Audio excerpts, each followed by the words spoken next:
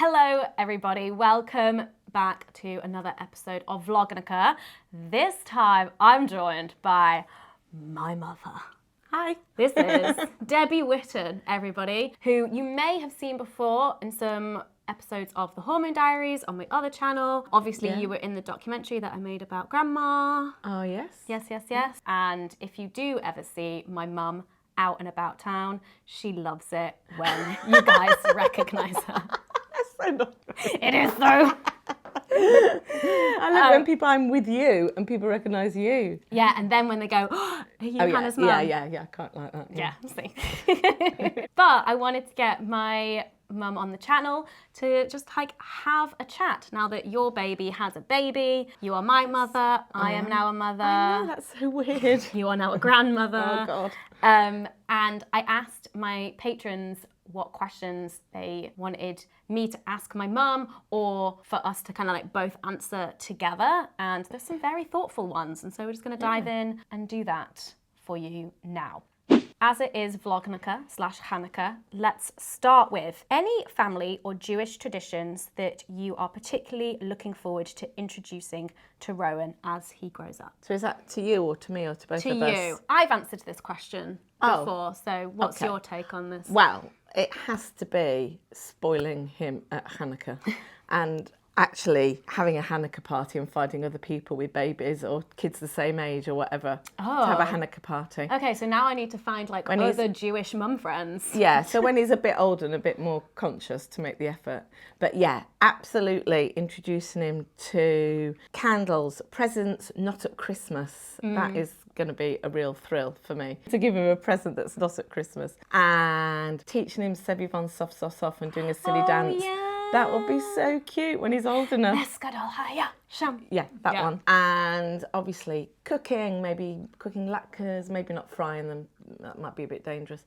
But, Can't not fry eating them. latkes, playing silly donut games, playing dreidel, that sort of thing. I'm now just remembering these Hanukkah parties and the candle thing where all those different coloured candles that you put in the Hanukkah, and we would melt them. The wax into a bowl of water and create cool little shapes and patterns and paintings. Yeah, I love that. Yeah. And sharing it with mum and dad. That's my mum and dad, obviously. That would just make them, that would just make them so happy.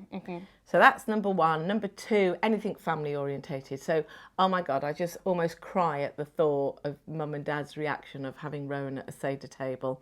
Hopefully spilling next the wine, whatever he's eating the tablecloth, it doesn't really matter. Yeah. And then later on, he can look for the afikoman. He'll be almost a year old for Seder next year. Yeah, well, yeah, maybe not quite. But he might be mesmerised by tricking him. There's a glass of wine for Elijah and then it's gone. Tricking him into all that sort of stuff. Won't make him sing on his own as being the youngest. We won't do that. Yeah. We won't torture him because we want him to come back. Yeah, it'd be amazing. That'll be good. I'm looking forward to Seder with him as well. Yeah. And anything to do with food, really. Yeah. Pretty much. Somebody else has asked, grandparenting from a distance, what does that look like? Positives and negatives. We could do your positive and negatives and then also mine. I thought about this and I thought everything about grandparenting is a positive. I cannot believe how amazing it is to be a grandparent because you just have all the love and this gorgeous human being and no stress. Yeah. No, but that's because you and Dan are brilliant and he's healthy and well and we've got all of that in place. So I don't have to worry about anything. I don't have to multitask. I can just be there and be in the moment and just enjoy it for what it is. I'm not tired. I'm not thinking about pumping milk, going to work, all those things. So absolutely love that. But the distance thing, that's hard. Yeah. That's hard from my perspective as well. Yeah, I'm very jealous of my friends who have got grandchildren around the corner, I have to say. Yeah, and I'm jealous of my mum friends who have got their parents round the corner. Yeah, that's hard because I miss him. First of all, selfishly, I just miss him so much. 3 weeks is my max that I can cope not seeing him. And it just means it's not a natural rhythm in our lives. We both have to carve out time. I'm in your space for a long period of time, which if I was round the corner, it's just an hour here, half an hour there, come round for dinner, or I can help out, emergencies. It's a more natural flow than this sort of Come block stay of time. for like 2-3 days. Yeah. Mm-hmm. And the worst thing is Avanti trains. Absolute, not fit for purpose. Yeah. Fucking am I allowed to say that? Yeah. Fucking nightmare. I blame Margaret Thatcher still for privatising the transport system. Absolute expensive hell. That makes it much harder. Yeah. And the terrible state of our country, which means that driving is just a nightmare too. So I'm stuck with Avanti. Yeah. Yeah. I paid for my mum's travel for this trip because we're filming together, so business expense. Much appreciated. Hard agree. Yeah. Oh, Yeah. Nothing to add. I mean, I think for me, it's kind of like just the other side of it, of like having that help nearby, like reducing the cost of childcare potentially. Like, you have quite a flexible job, so even with the distance though, like, we're quite lucky, like you're here midweek. Yeah. You know, Yeah, like it doesn't have to just be like stuck on weekends and stuff. And then like Dad sometimes has work in London, so like sometimes he'll be able to do a night and like half a day with me to help out and stuff. So we're quite lucky that like yours and Dad's jobs are the way that they are, so that you can even do these kinds of trips. But yeah, it would be handier if you were just a bit closer. But I do love London. Sorry. I know. You're both Londoners, aren't you?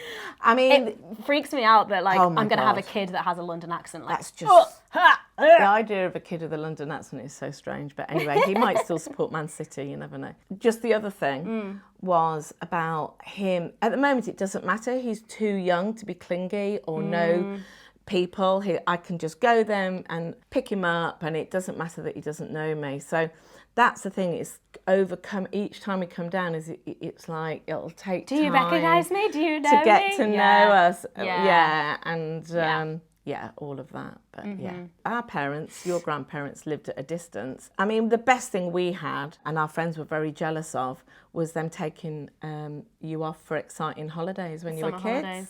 Yeah. So hopefully we can do that. Yeah, I mean, like as soon as they start school, like you can have them for a week of the summer holidays. Absolutely, yeah. Take 'em. Okay, how do you manage wanting to share your parenting wisdom, but also letting me and Dan make our own parenting choices? Okay.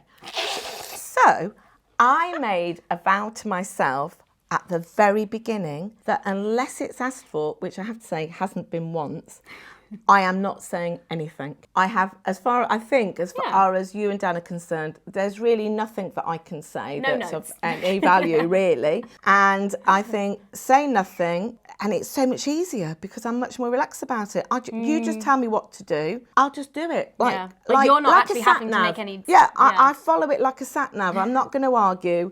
I'm just going to, that's fine. You just tell me what it needs doing when, and it just makes it much more relaxing. Otherwise, you'll feel judged or whatever.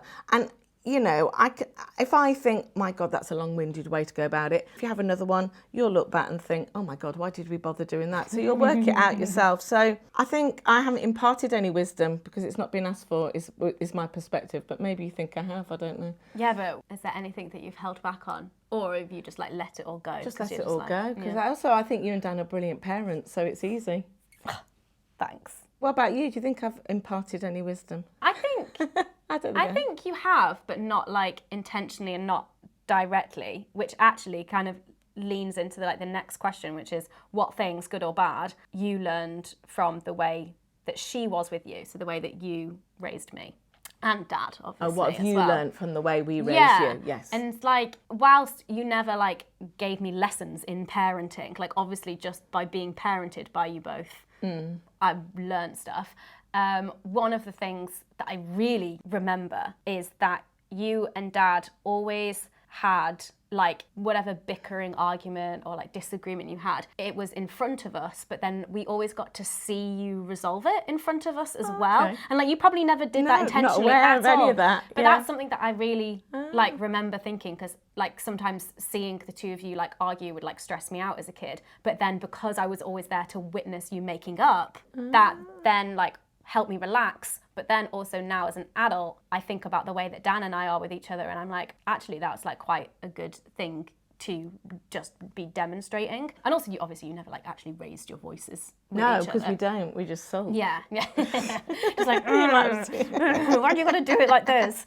So that's something that I remember in terms of that I definitely like think, oh, that was actually quite good. Like, if you do have to have a disagreement that happens to have been in front of your kids, then I want to make sure that Dan and I also resolve it in front of our kids. So not even necessarily including them in it, but just so that they witness it. Oh, that's interesting. Yeah. I have no idea about any of that. Yeah. And then I think also just like the way that you and Dad talk about kind of like gender roles and parenting, because that's something that we've just like talked about generally. And there was one thing that you and Dad said that you did with me and Leah, where like if one of us shouted for mum, you agreed between the two of you that that wasn't a shout for you specifically, that was a shout for a parent. Yeah. So whoever was available would answer. Yeah. And I like that. So like, you know, once Rowan gets to an age where he can shout mum, then Dan knows that like if he's available, like he can respond to that need, which I like. Yeah, I mean, I think exactly that is what I was thinking about. And Dan is amazing because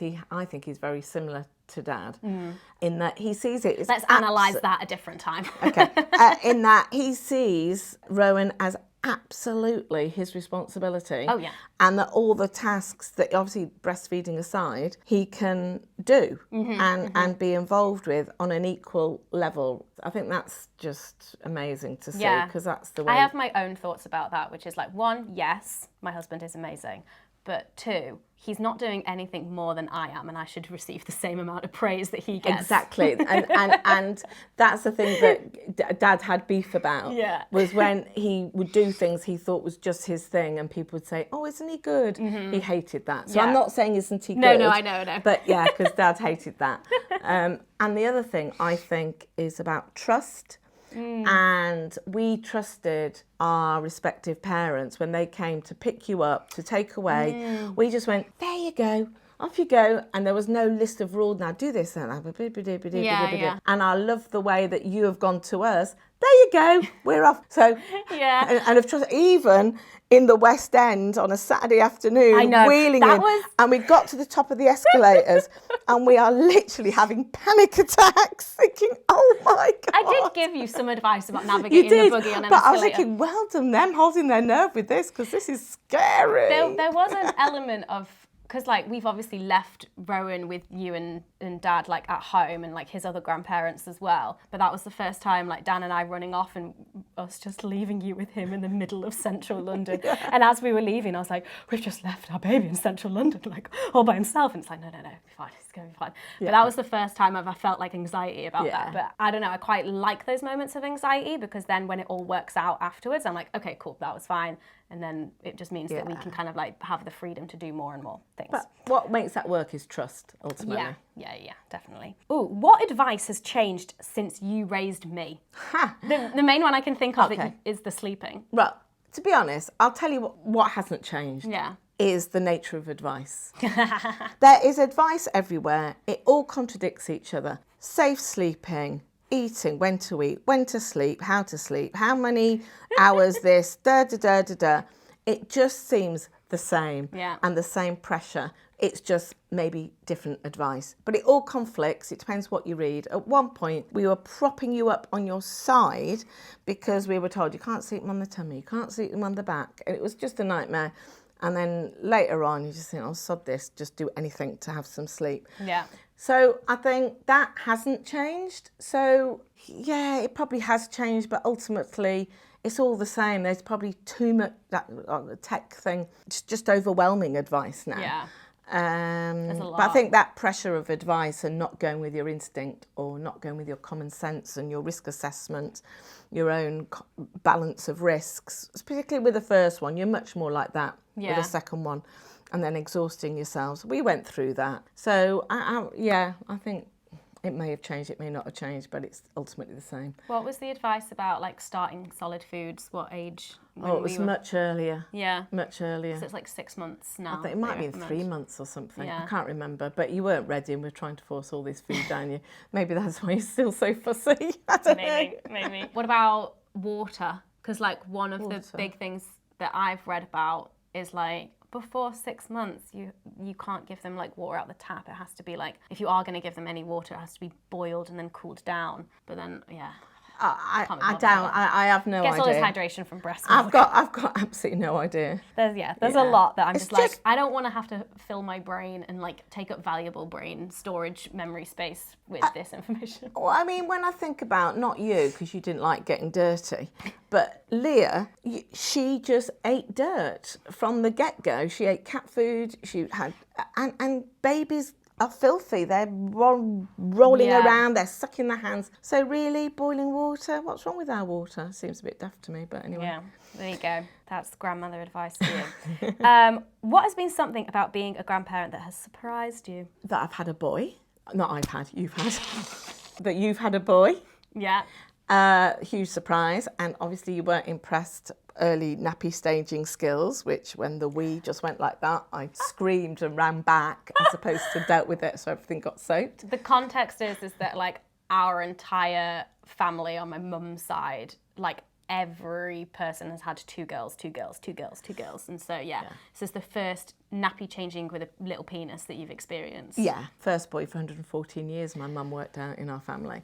So that was a surprise. Yeah. And I suppose I'm just surprised just how much I just love him. And I don't, that has taken me by surprise. He's easy to love though, he's so cute. Yeah. Parenting across generations and with changing technology. What did that look like for your mum? Is there tech now that she wishes she had when she was a new mum, or things she wishes would go back to the old school way? So I found that a really interesting question, and I enjoyed having a little think about that.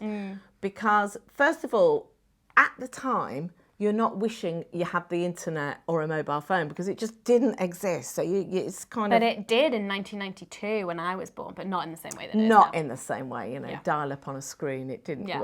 It wasn't mobile. Yeah.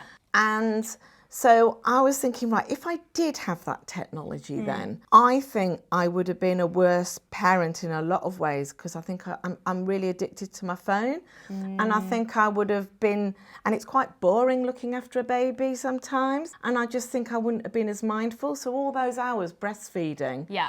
I would have had to get up, switch I used to watch Neighbours sometimes and breastfeed, but there was nothing else to do. So I used to just find it was a very mindful experience, I think, which I think I'd have just been on my phone. Yeah, which very I distracted. am. And whilst I'm like, oh yay, great, I have some entertainment whilst I'm breastfeeding. Now that he is like a lot more alert and interactive, like it's fine when he's a newborn, he just has his eyes closed breastfeeding the entire time. But now like I do feel guilty sometimes when I'm like on my phone and breastfeeding and then I look down and he's like trying to reach out to me and like trying to stare at me and I'm like, oh, okay, yeah, sorry, hello, we're having a moment here. And the other thing I'm glad I didn't have was the internet and going, because the Google rabbit holes that you can go down now on advice, I just would have found so distracting. I know what I'm like. I go down Google rabbit holes just the other day just trying to buy a plastic box. So it's like, that would have really been a waste of my time.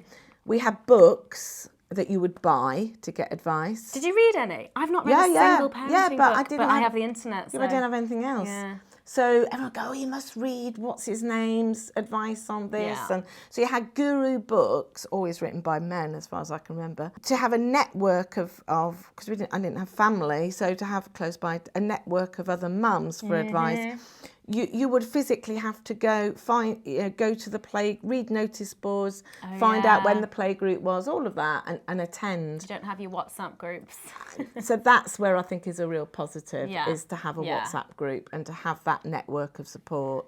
That's the flip side of it. Yeah, do you think you would have used like an app that like Dan and I are using to track his sleep and stuff? I feel like Dad might have been keen for that, but you would. Well, I'm glad I didn't have it because I'd have felt like I had to use it, and I don't like recording things. I'm rubbish at it. You know, when I've been involved in sport, everyone's on Strava recording this, or people on, if I'm trying to lose weight, putting what you're eating. I'm rubbish at all that. So I think, again, I'm glad I didn't have that because I'd have thought I'd have to use it and I wouldn't be able to. So I was relieved of that. Yeah. I think there is an element of it like adding stress. I've now gotten to the point now, because we're bed sharing and I can remain half asleep whilst he's feeding, it like actually wakes me up to like grab my phone and stop his sleep and then start his sleep again. So actually like a lot of his nighttime sleep data is currently incorrect, but I can kind of get a vibe of like... Yeah. But you like data and recording stuff, so it was probably a do. nice thing to do. I'd have found that quite stressful. I do like it. But I think, like, you know, things like having to get shopping done and getting out the house. I think, oh, it's all online. Oh my God, how little time would I have spent? You had to shop for everything and go places. That would be relevant if Dan and I did online shopping. Yeah, but for anything, if you needed anything at all, you had to go to a shop. So I think that makes life a lot easier. And the other thing, because I was sorting out through some photos the other day, and I was thinking, God, it is so much easier. You've got a family WhatsApp group and you post little photos and videos. Yeah. I had to think about getting photos, getting them printed, oh my goodness, putting them in an album and giving a like for grandma, for mum and dad and separate people, and thinking, should I get 4 lots of this photo? And then put them in, and it was expensive and time consuming. But you also like, I currently have like almost 3,000 photos of my 6-month-old. Like digital, yeah. Like that's ridiculous. Yeah. So anyway, I think that's better. It's much easier to communicate with lots of family all at the same time. Yeah. And to keep connected, as you know, is much easier, isn't it? Yeah. And for me, just to like ask in my WhatsApp group for advice from the people who have read the parenting books. Yeah. That helps me out. Yeah. What about breast pumps? I had a hand pump, it didn't work. You could have borrowed a thing like about that big from Like the a hospital. But neither you or Leah would take a bottle anyway, so it would have been all a waste of time. So I'm amazed that pump that you've got is fantastic. But if I'd have spent hundreds of pounds on a pump back then, if it was available... Yeah. Waste anyway. Yeah. Well, we knew that Rowan could take a bottle before, so that was like... Yeah. So that's brilliant. That's an amazing gadget. Well worth the money. Indeed. Very expensive, but yeah, worth it. Thank you, Mother. Is that it? Yeah. All right. Thanks very much. Yeah, thanks to my patrons for asking those very lovely and thoughtful questions. And yeah, thank you so much for being here and being my mum and being my child's grandmother. Yeah, well, you're still my baby. Yes, indeed. So as long as you're all right, I'm all right. Yeah, thank you so much for watching, and we'll see you in the next one. Bye-bye. Bye.